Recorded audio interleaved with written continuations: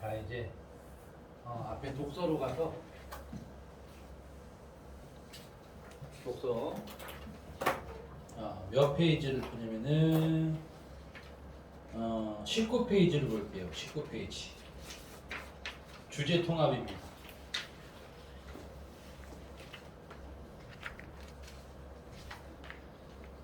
자, 이것도 경제 지문인 것처럼 보이지만 아까 것처럼 복잡하진 않아요. 오케이? 가글은 이제 뭐 역시 세율과 관련된 거야. 세금 부과할 때 어떤 원칙에 의해서 세금 부과를 하는 거지. 나글은 이제 세종 때의 조세 방법 요거가 관련된 거야. 문제 수가 많습니다. 지금 보면 문제 한번 볼까? 15번은 가의 내용 일치 문제예요. 그리고 16번은 화폐의 한계 효용 체감의 법칙에 대한 설명. 그럼 가글에서 한계 효용 체감의 법칙을 설명한 부분이 네 번째 문단, 세 번째 문단, 이거 세 개 문단으로 돼 있네. 세 번째 문단에 나와 있어요. 요걸로 푸는 부분적인 문제고, 17번은 가를 바탕으로 보기를 이해하는 문제. 요게 까다롭습니다. 요게 까다로운 3점짜리고, 18번 볼까요? 나의 공법에 관한 설명으로 적절하지 않은 것. 내용일치적인 문제예요. 오케이? 이런 거는 우리가 충분히 맞춰줄 수 있어야 되고, 19번은 나에 나타난 세종의 조세제도에서 가의 기업과 니은에 부합하는 내용. 연결 짓는 문제네, 그지? 그리고 20번은 나를 바탕으로 보기의 상황을 이해하는 건데, 요거는 17번보다는 쉬운. 근데 좀 까다로운 2점짜리가 되겠지. 어휘 문제도 없어요. 그래서 요거는 지금. 이런 구성은 사실 없습니다. 어휘 문제가 하나 있어. 그치? 어휘 문제가 하나 있어야 돼. 근데 좀 까다로운 문제긴 하지만 우리가 맞출 수 있는 문제가 있고 좀 까다로운 문제가 있거든. 그리고 까다로운 문제 17번은 역시 정리를 해야 됩니다. 그냥 풀면은 안 되고 정리를 해서 풀어야 돼. 어디를? 세 번째 문단에 나오는 부분. 세 번째 문단의 내용을 정리해서 적용시켜서 푸는 거예요. 그리고 나글도 마찬가지로 나글에서 우리 20번 문제 있잖아. 20번이 까다로운 2점짜리라고 그랬지. 나글에서도 정리가 필요한 부분이 있어. 너희들이 읽으면서 이 부분을 내가 이렇게 정리를 해야 되겠구나. 좀 귀찮아도 써야 되겠구나. 쓰면은 더 빠르니까. 손이 바빠지면은 문제를 풀 수 있다는 겁니다. 자, 요거를 우리 한번 해보도록 할게요. 지금 15분인데 얘는 선생님이 16분을 줄게. 16.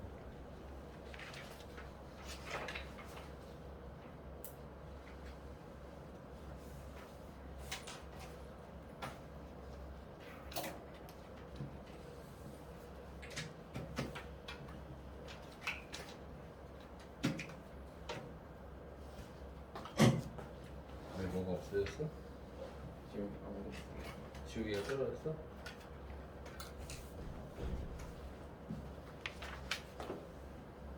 저기요. 안 갖고 왔어? 갖고 왔는데 없어졌어? 안 보이네.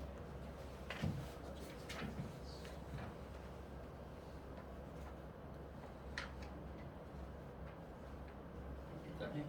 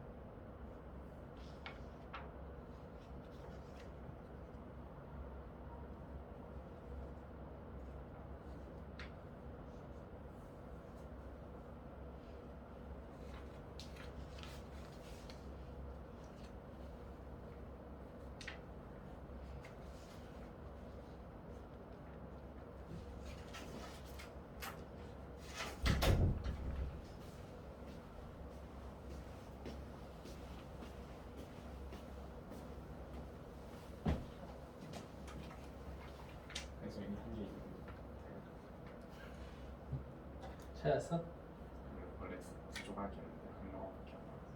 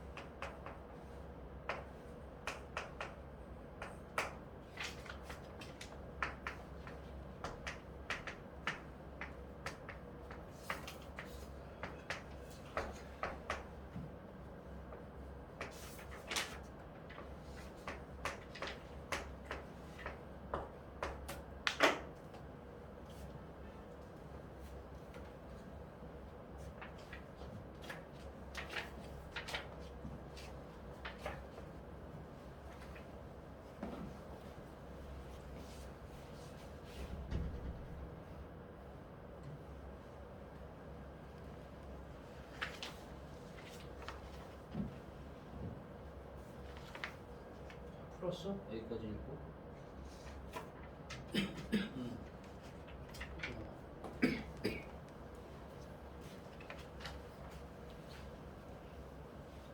다른 다 풀었어.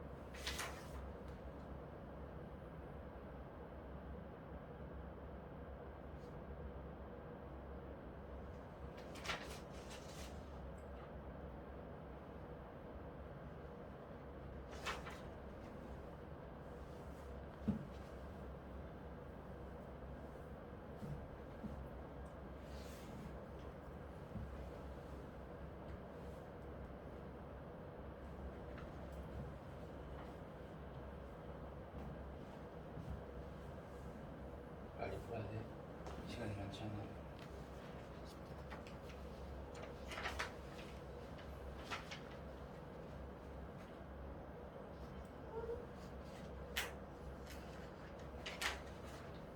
바로바로 풀 필요는 없어.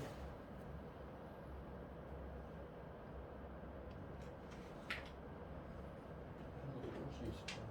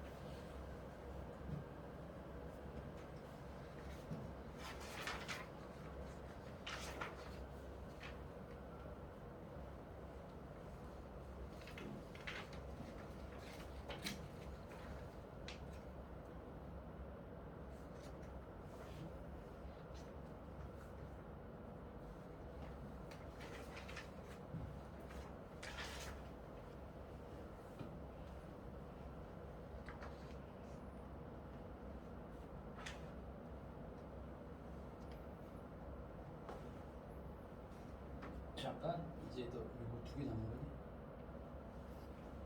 이거 하나 나왔어? 이거랑 이거? 이거부터 먼저 다 했어? 다 하긴 했어? 왜? 그치 저거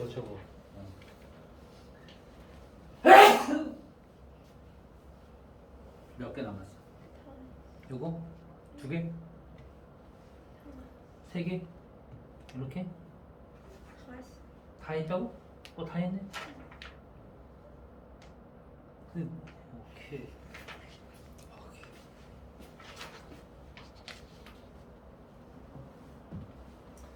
자, 일단 풀 때는 17번이 뭐 A 단독 문제니까 바로 풀 수 있는 것처럼 보이지만 이게 좀 까다로워요. 오래 걸려. 이런 것들을 좀 이제 마지막으로 밀어놓는 게 더 괜찮지. 뒤에 있는 것들 하는 게 더 낫고. 자,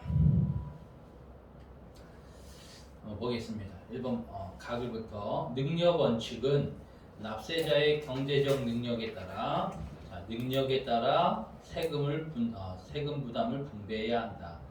능력 원칙을 적용하면 조세의 주요 목적인 부의 재분배 효과, 이게 지금 능력 원칙의 목적이야, 그지? 부의 재분배 효과를 거둘 수 있어. 이게 이런 부분은 사실 쉽게 읽히지. 표시 안 해도 돼요. 자, 공평성의 실현에 유리하다. 공평성에는 똑같은 능력의 소유자는 동일한 세금. 이게 수평적 공평성이야. 응? 똑같은 능력을 지닌 사람한테는 똑같은 세금. 그리고 경제적 능력이 뛰어난 사람, 능력이 뛰어날수록 더 많은 세금. 이게 수직적 공평성이에요. 자, 그래서 납세자의 경제적 능력을 가늠하는 판단 기준으로는 소득이 있습니다. 소득. 그런데 소득을 과세 기준으로 삼으면 똑같은 능력을 지닌 사람들이 다르게 취급될 수 있어요. 뭘 어기는 거야? 수평적 공평성을 어기는 거지. 똑같은 능력인데 다르게 취급돼. 경제적 능력이 같아서 노동시간당 임금이 임금률이야. 임금률. 노동시간당 임금. 자, 임금률이 갑과 을이 똑같다라고 해봅시다. 그러니까 돈을 벌 수 있는 능력은 똑같아. 자, 이들은 노동 가능 시간 중 일부를 노동에 투여하고 나머지를 여가에 활용해. 쉬어. 갑이 을에 비해 여가에 대한 선호가 낮아서 을보다 많은 시간을 노동에 투여하면 갑은 을에 비해 더 많은 소득을 올리게 되는 거지. 돈을 더 많이 벌겠지. 얘는 2배 더 일을 한 거야. 그러니까 얘가 여가에 대한 선호가 2배 더 높았어. 얘는 2배 더 일을 한 거고 얘는 2배 논 거지. 일을 덜 하고 소득이 달랐어. 그지? 자, 능력은 똑같았는데 여가에 대한 선호 때문에 달라졌어요. 그러면은 갑이 더 많은 소득을 올리고 세금도 더 많이 내야 돼. 단지 여가에 대한 선호 차이만으로 갑이 더 많은 세금을 내는 것은 수평적 공평성에 위배된다. 그러나 여가의 선호에서 비롯된 소득 차이를 파악하는 것은 현실적으로 불가능하다는 거지. 정부 입장에서 이거 어떻게 다 판단하니? 현실에서 소득세들은 대부분 이 문제를 고려하지 못하고 있다. 여기까지는 그렇게 어렵지 않게 읽을 수가 있다는 거야. 그리고 여기까지 읽고서 우리 가글에서 내용 일치적인 거 해결할 수 있는 것도 있어요. 그지? 임금률이 동일한 두 사람, 갑과 을이 소득이 서로 다를 수 있다. 맞죠? 여가의 선호도에 따라서 달라질 수 있고. 경제적 능력이 다른 사람들이 동일한 세금을 내야 할 경우 공평성, 어떤 공평성이 저해되는 거야? 수직적 공평성이 저해될 수 있는 거. 3번 맞고요. 자, 수직적 공평성은 더 많은 소득에 대해 더 높은 세율. 맞죠? 5번도 노동보다 여가를 더 선호한다는 이유만으로 세금을 적게 내는 상황은 공평성에 위배된다. 그리고 2번은 아직 안 나왔어. 누진세율, 역진세율은 세 번째 문단에 나와요. 세 번째 문단을 읽어야 될 것 같아. 부의 재분배 효과는 수직적 공평성을 통해 달성된다. 그러니까 수평적 공평성은 현실적 한계가 있다고. 그치? 이 사람이 여가를 얼마나 선호하는지 다 판단할 수가 없으니까. 자, 수직적 공평성을 통해 달성되는데 수직적 공평성은 흔히 소득이 많을수록 높은 세율을 적용하는 누진세율이야. 누진세율. 누진세율은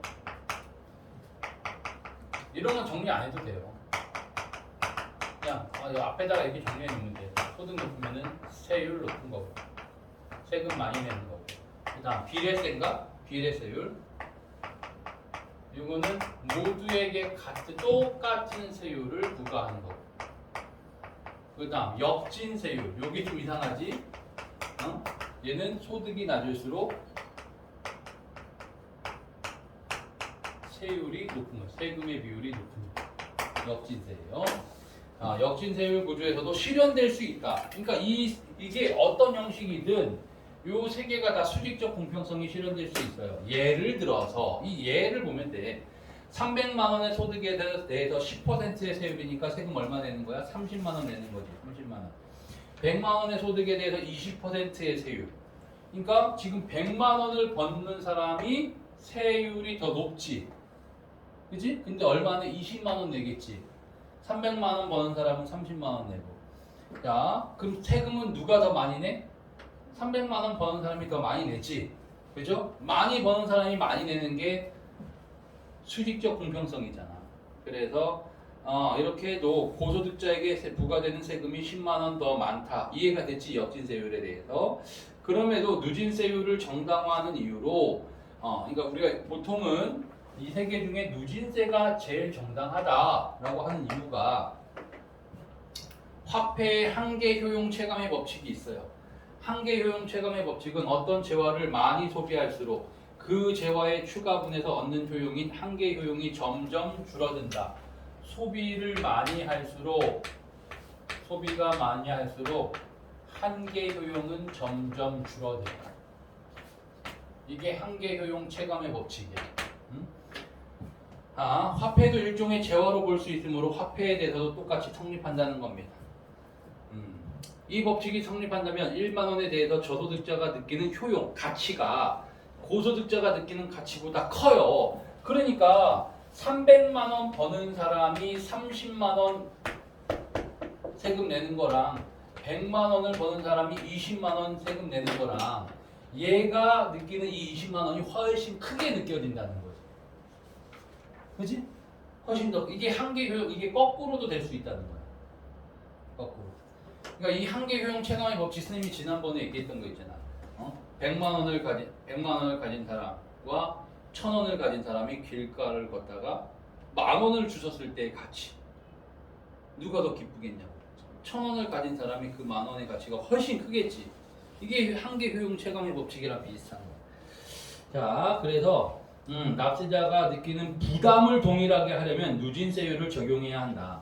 다만 누진세율을 과도하게 적용하면은 납세 전에 상대적 고소득자가 납세 후에 상대적 저소득자가 되는 소득의 역전이 되는 상황이 발생할 수 있다는 거지. 예를 들어서 뭘로 할까? 얘는 10%, 10%, 20% 내게 할까? 20%. 아니, 100만 원, 5%만 내. 아니, 좀 너무 과다. 잠깐만. 200만 원이랑 100만 원이 있다고 해볼게요.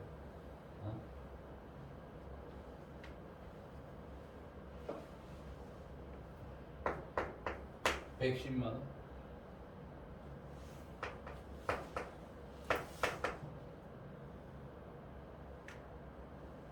얼마 내게 할까?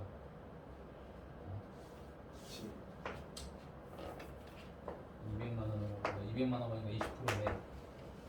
그럼 얘는 얼마 내? 40만 원 내지. 이게 얘는 역전은 안 되는데.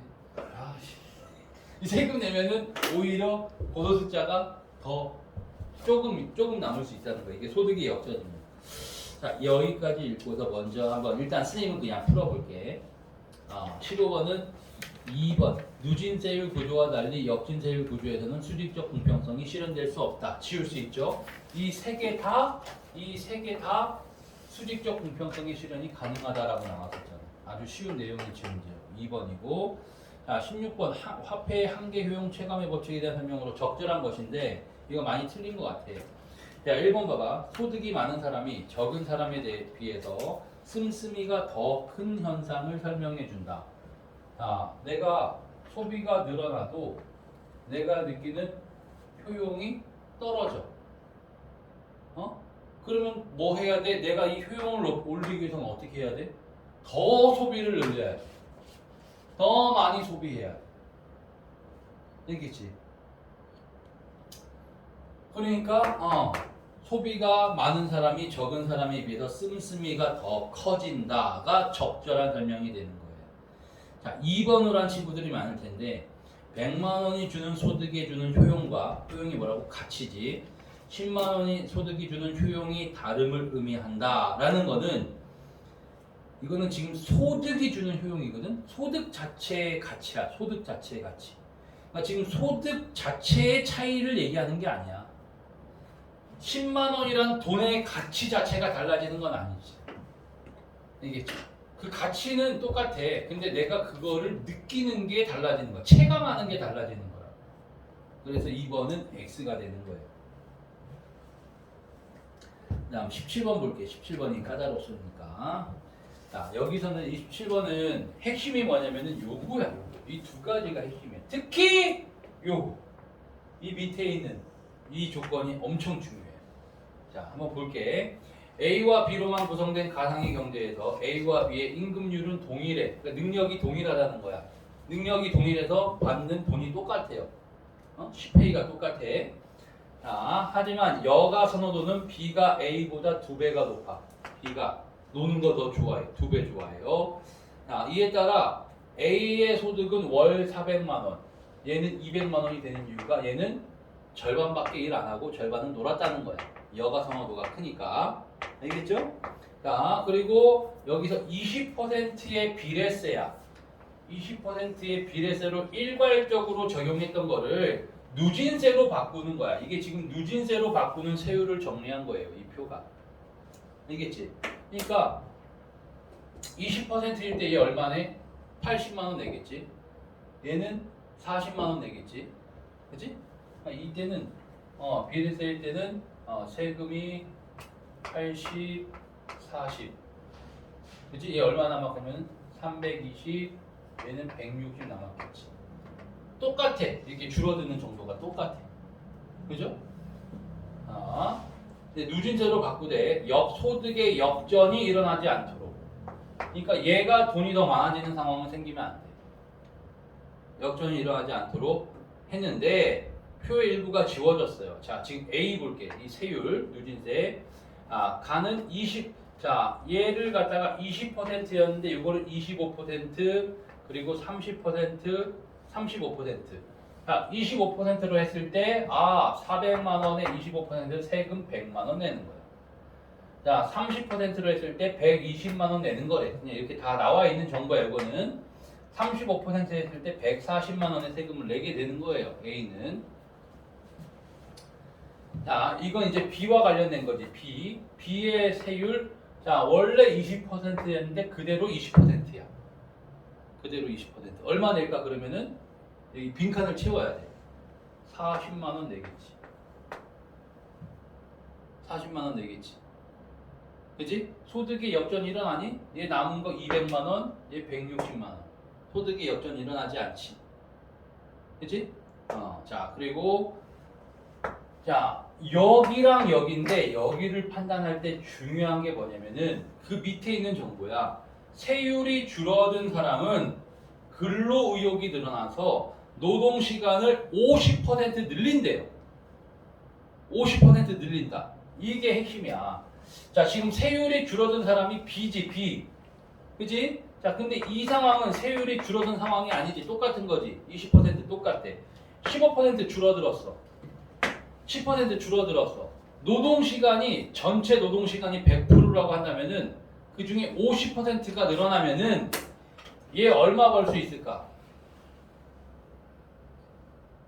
지금 100% 일했을 때 얼마 벌어? 200만 원 벌지. 이 노동시간의 50%가 늘어나. 그럼 얼마 벌어? 300만 원 버는 거지. 300만 원 버는 거야. 300만 원.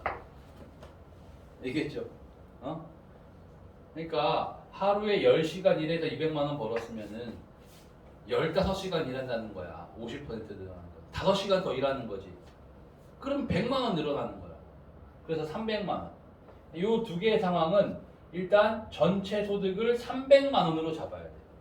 300만 원에 15%, 10% 이렇게 계산을 해야 돼. 알겠지? 그래서 15%일 때는 세금 45만 원 내는 거고 300만 원에 10%일 때는 30만 원의 세금을 내게 됩니다. 알겠어요? 그러니까 100만 원어치 더 일을 한다라고 생각하면 돼요.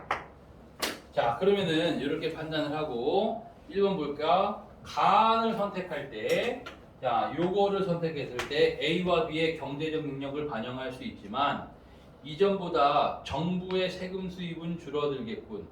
자, 간을 선택할 때는 지금 정부가 걷는 세금이 140만 원이지. 이전에는 얼마 걷었지? 120만 원 걷었지. 120만 원, 140만 원. 줄어드는 게 아니라 늘어나는 거지. 1번은 X. 1번 X. 자, 2번 볼까요? 난을 선택할 때 요거 30% 15%의 세율을 선택할 때 A와 B 모두 이전보다 내야 할 세금의 액수가 많아지나요? 예, 원래 80만 원 냈는데 120만 원 내야 되지. 맞죠? 그리고 B도 원래 40만 원 내야 되는데 45만 원 내야 돼. 요 계산이 나와야 돼요. 늘어났지? 세금 늘어났죠? 그러니까 세금 액수가 늘어났지? 소득의 역전 나타났니? 얘 지금 120만 원 내고 나면은 얼마 남아? 280만 원 남지. A는 280만 원. 얘는 300만 원에서 45만 원 냈으니까 255만 원. 맞죠?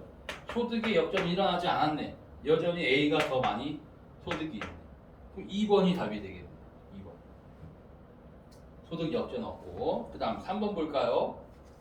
단을 선택할 때 A와 B의 세율 격차가 가장 크므로 자, 단을 선택하면은 세금 비율의 격차가 제일 큰 거 맞지? 35%대 10%니까 세금 격차가 제일 커.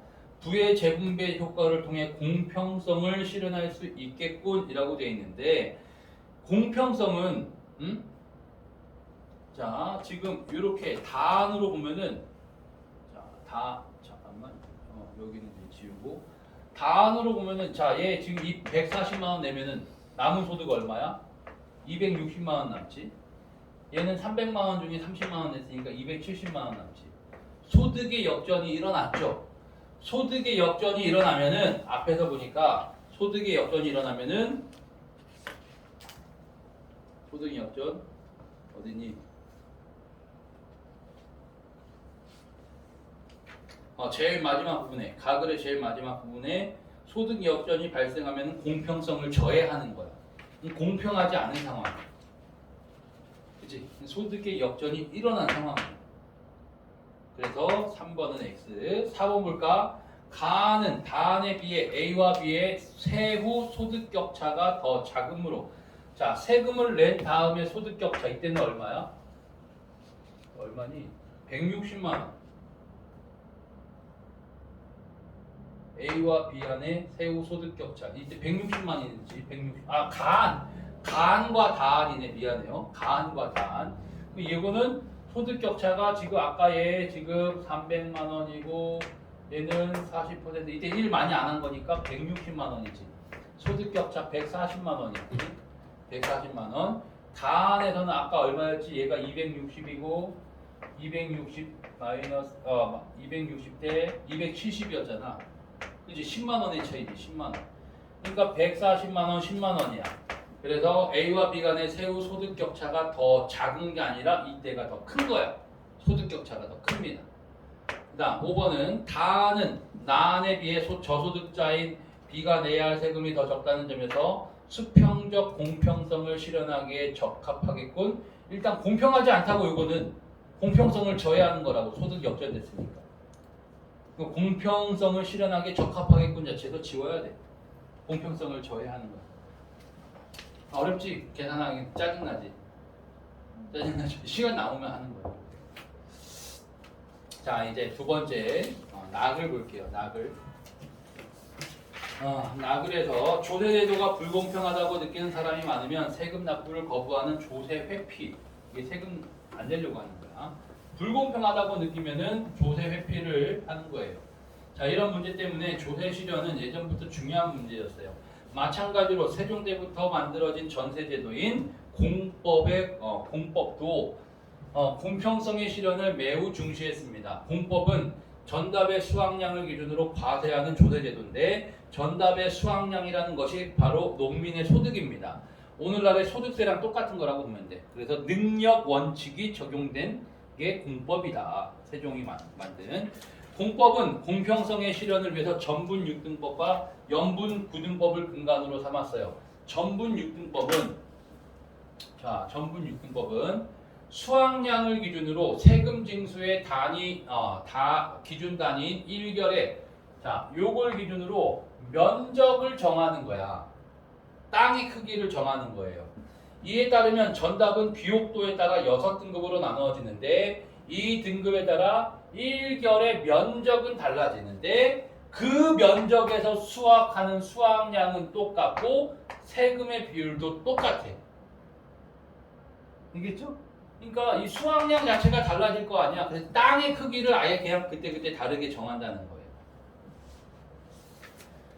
자, 연분 구등법은 근데 일단 넘어가서 연분 구등법은 지역별 풍년과 흉년을 고려하여 해마다 9년 단위로 전답을 상상, 상중, 상하, 중하의 9등급으로 나눈 다음에 등급에 따라서 세금을 다르게 부과합니다. 가장 풍년이 든 해는 상상년이라고 해서 1결당 20두, 수확량이 상상년의 90%가 되면 상중년, 80%가 되면 상하년이 되는 방식으로 등급을 선정하고 세율도 1결당 2두씩 줄여나가요. 그래서 요거를 너희들이 옆에다가 이렇게 귀찮더라도 쓰면은 여기까지 쭉 갈 수 있다는 거지. 여기선 지금 요거만 얘기하고 있잖아, 그지? 그래서 상상률 때 이렇게 10%씩 줄어서 2두씩 세금의 비율이 2두씩 줄어나가는 거야. 오케이? 9등급으로 나왔어. 그래서 하하년이라고 하면은 결당 40두를 거두게 되는 거지.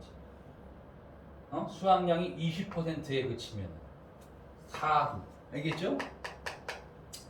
전분 6등법과 연분 9등법이 동시에 적용된 공법은 수평적 공평성과 수직적 공평성을 모두 고려해서 각 전답을 총 54개의 등급이 어디서 나오는 걸까? 6 곱하기 9. 이렇게 나오는 거고.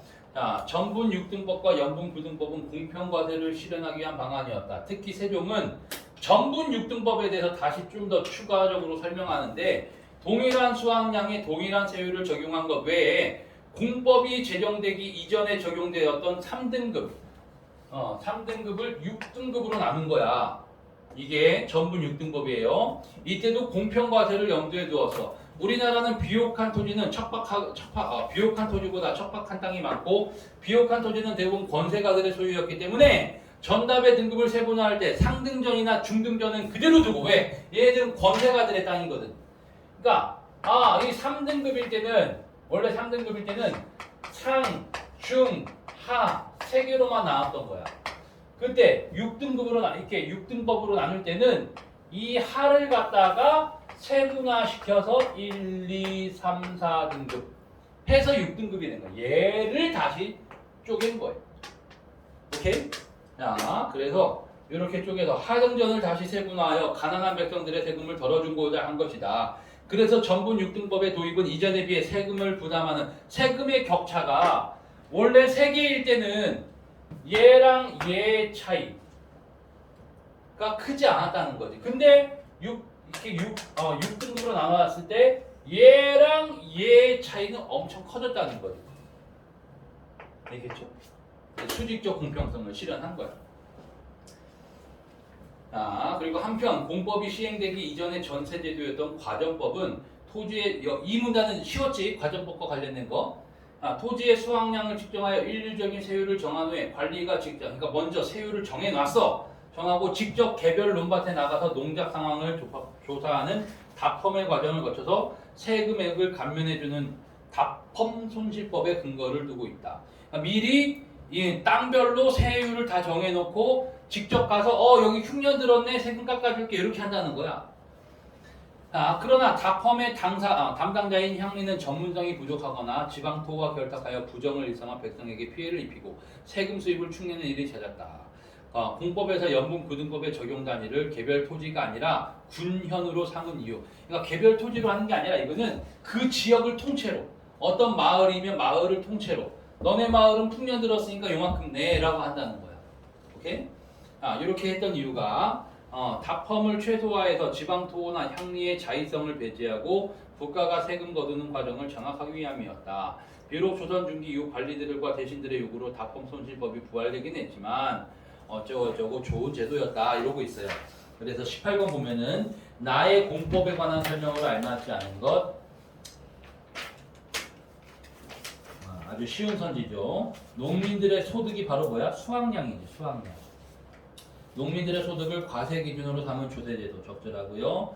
2번 더 쉬워요. 면적이 다른 토지에 대해 동일한 세율이 적용될 수 있다.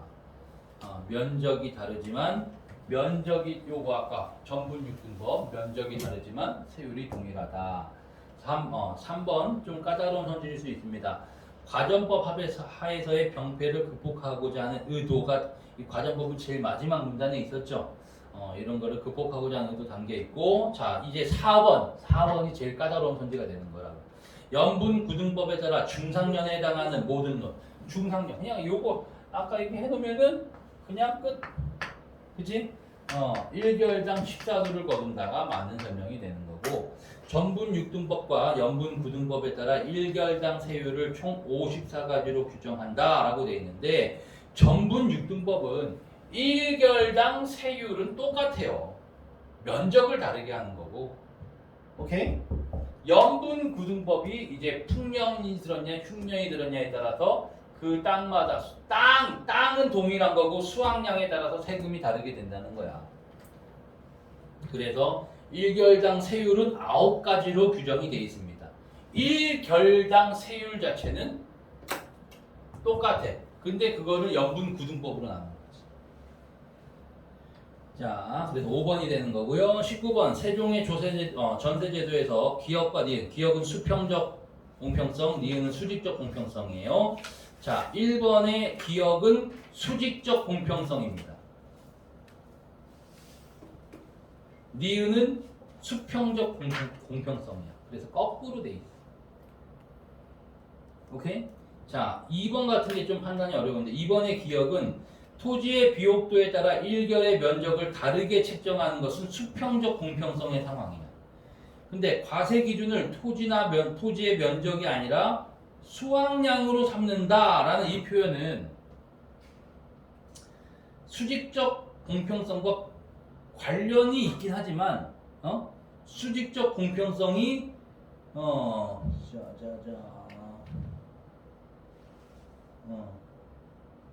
그냥 과세하는 기준 자체를 수확량으로 삼는다. 토지의 면적으로 삼는 게 아니라 이거는 수직적 공평성이 직접 실현된 거라고는 할 수가 없어요.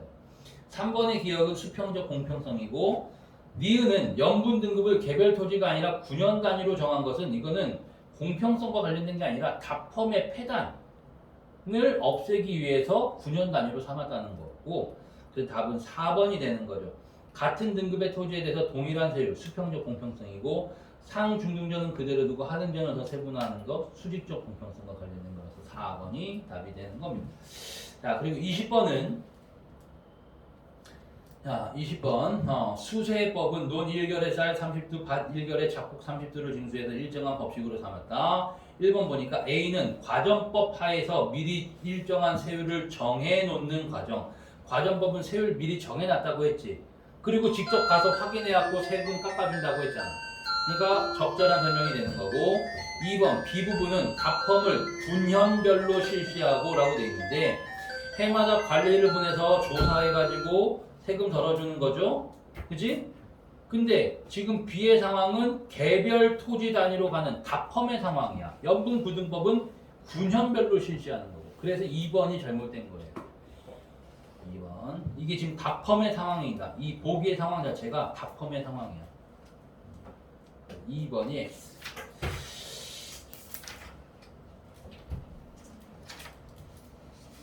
너희들 저기 뭐냐 숙제 할 때 24페이지에 28번 같은 거는 막 그려야 돼. 그리면서 해야 돼. 어려워. 근데 한번 해봐. 알겠지? 이거 싹 다 숙제로 해오세요. 나머지. 모의고사랑 이거 두 개 있는 거야.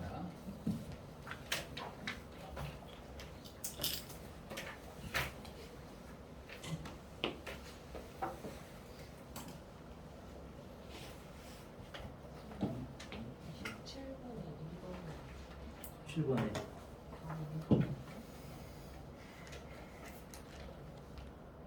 17번에 몇 번이었지? 다시 볼까? 난을 선택할 때 A와 B 모두 이 세금의 수가 많아진다. 응? 이거 아까 쓴 거 없어졌네. 그지? 원래 20%일 때는 비례세일 때는 얘 80만 원이지. 얘는 40만 원이지. 그치? 자, 근데 나를 선택하면 400 이때는 120만 원이지. 그지? 근데 아까 얘가 중요했지. 300만 원에 300만 원에 15%. 300만 원에 15%. 그러니까 얘는 지금 세율이 줄어든 상황이잖아. 그러니까 노동을 더 많이 해. 그러니까 지금 소득이 200만 원이 아니라 300만 원이 되는 거야. 그래서 요게 아니라 45만 원이 되는 거지. 45만 원. 그러니까 세금 액수가 많아지는 거 맞지? 소득의 역전. 얘는 지금 자 이렇게 내면 320만 원 남는 거고 이렇게 내면 280만 원 남는 거지. 얘는 200만 원에서 40만 원 냈을 때는 160만 원. 이때는 300만 원에서 45만 원 내면 255만 원 남아. 소득의 역전 둘 다 일어나지 않았지. 그러니까 요게 적절한 거야.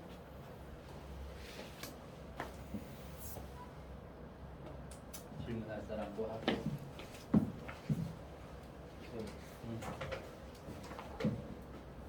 여기에 시간적 대관을 알려준 표시가 나에서 나에서 아까 이런 해 도건.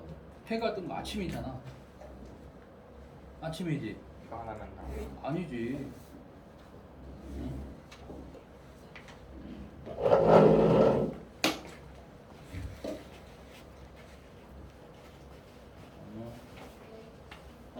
잘 가. 여기만 있다고 볼수 있겠지. 해가 뜨는 거. 또 있어? 없어?